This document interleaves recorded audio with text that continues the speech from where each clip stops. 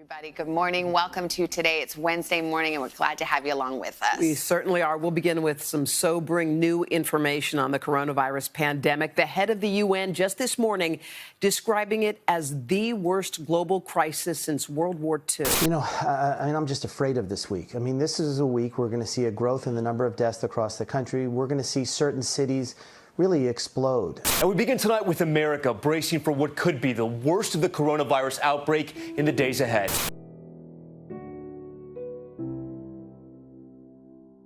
It seems every time you want to watch something on TV, you always find yourself hearing more about the COVID-19 virus and the unimaginable number of lives it's taking day by day. And at times it seems like we just tend to lose all hope.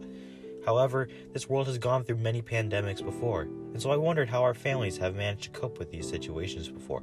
So I've asked my dad, who's faced some tragic events during his lifetime, and how he managed to cope with them. So you're talking about like the nuclear war scare in the early 80s? In the early 80s, correct.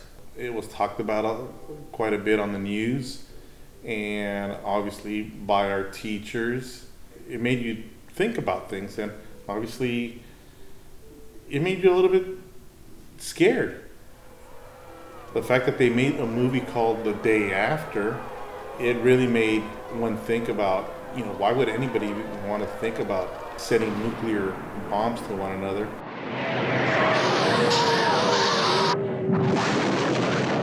It made people think, God, what could actually happen if we did do this? And home for the Giants, one of the most spectacular vistas on this continent, any continent. Downtown San Francisco in the background. Second base, so the Oakland A's take. I'll tell you what, we're having an earth.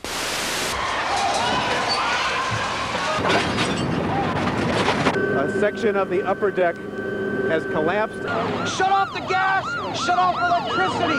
Store water in your bathtub! Don't expect...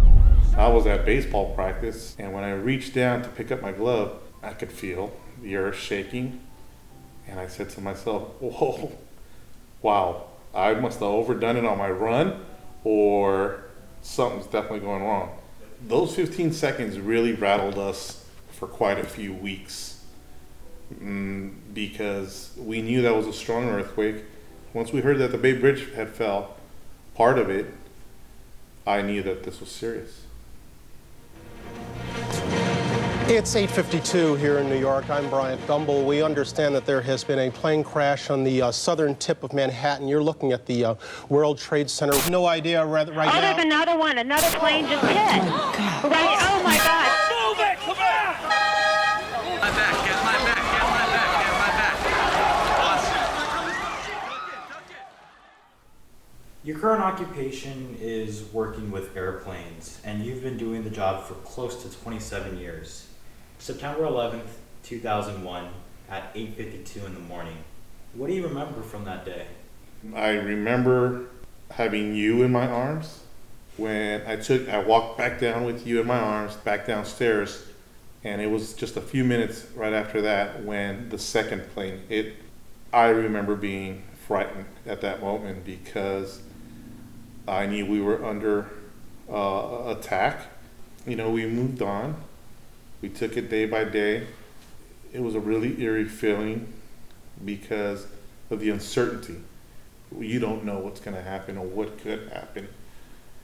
And you really, really, really start to think, you want to keep your family safe. You just got to trust in God that everything's going to be okay.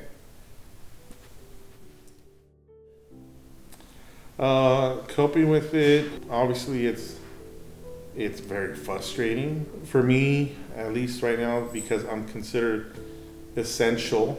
I still get to go out and do my thing at the airport, so it kind of takes my mind off of things a little bit. But we all have to adapt. We all adapt, and we have to accept the change. And that's what life's about, is change. We have faith in God that He's going to get us through all this. That's all we can do. Just make sure that we're all safe. That's pretty much it. We're all home together. Life's good.